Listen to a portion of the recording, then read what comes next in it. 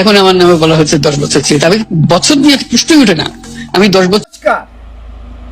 আশা করি আপনারা সবাই ভালো আছেন। আমি নতুন একটা ভিডিও নিয়ে আসছি, উপার বাংলার ভিডিও। যদি বলেন কি ভিডিও নিয়ে আসছেন, আমরা তো সব দেখে নিয়েছি, অবশ্যই দেখে নিয়েছেন, কিন্তু ভিডিওর মধ্যে কিছু প্রতিবাদ না করলে নয়, তাই প্রতিবাদ করতে আমার এই ভিডিওটা। যাই হোক, আমার ছোট্ট একটা ইউটিউব চ্যানেল আছে, চ্যানেলটার নাম don't care, Facebook page Krishna Krishna. যদি ভিডিওটা ভালো লাগে লাইক শেয়ার কমেন্ট করবেন। আগামী দিনে নতুন কোনো ভিডিও নিয়ে যাতে আপনাদের কাছে আসতে পারি, একটুখানি আশীর্বাদ দেবেন আমাদের। এবং আমাকে সবাইকে বলছি, একটু চ্যানেলটা সাবস্ক্রাইব করে দিন, পেজটা ফলো করে দিন। পেজের নাম কৃষ্ণ কৃষ্ণ। এই সমস্ত আহাম্মকদের নিয়ে কি বলি বলুন তো দেখি। এই সমস্ত আহাম্মক মনে করে কি বাংলাদেশটা ওর বাপের সম্পত্তি। অপাদত্তর মতন কথাবার্তা বলা বন্ধ হওয়া উচিত। দুর্গা পুজো করতে দেবে না, বাংলাদেশে দুর্গা পুজো হবে না, এই সমস্ত আলফাল কথাবার্তা মনে হয় বন্ধ করলে ভালো হয়। কারণ দেশটা কেউ বাপের নয়, কেউ বাবা দাদার সম্পত্তি নয়। এই সমস্ত আহমদদের আগামী দিনে আপনারা উত্তর দেবেন কিনা সেই অপেক্ষায় থাকলাম। দেখুন না এই আহমকরা কি বলে আর কি করে, কি বলতেও পারে এরা। দেখুন তাহলে ভিডিওটা। যে বিষয়, এই মাঠের খুব কাছে মসজিদ, এই মাঠের চতুর্পাশে অনেকগুলো শিক্ষা প্রতিষ্ঠান এবং মাদ্রাসা। অন্যান্য সেক্টরের মাঠ অনেক সময় সেক্টরের এক পাশে থাকে, আমাদের মাঠটা আমাদের সেক্টরে একেবারে কলিজার উপরে, বুকের উপরে। তো এখানে যদি পূজা হয় আমরা ধর্মকর্ম পালন করতে পারবো না, আমাদের মসজিদে না আজান হতে পারবে না, নামাজ সুন্দরভাবে হবে, এবং আমাদের সেক্টরে বসবাসের যে সাধারণ নিরাপদ পরিবেশ সেটা নষ্ট হবে।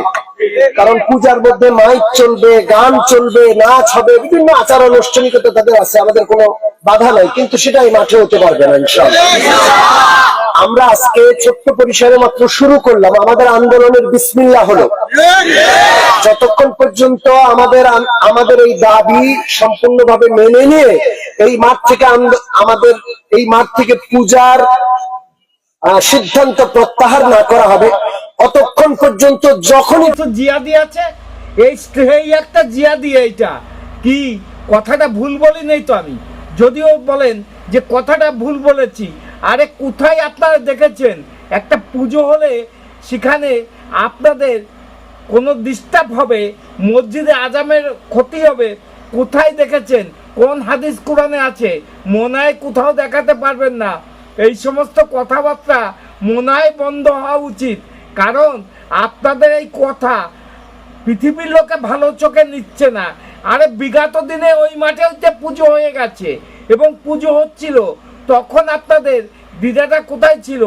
আর এখন কোথা থেকে দ্বিধাটা আসলো সেটা বাংলা দেশের লোক ভালো করেই জানে। এই সমস্ত কথাবার্তা বন্ধ করুন। ভারতবর্ষে একই ছাদের তলে পূজা এবং মসজিদ একই জায়গায় আছে, আপনি জানেন কিনা জানি না। যদি না জেনে থাকেন তাহলে আমার ভিডিওগুলো দেখে নেবেন, আপনারা প্রমাণ পেয়ে যাবেন।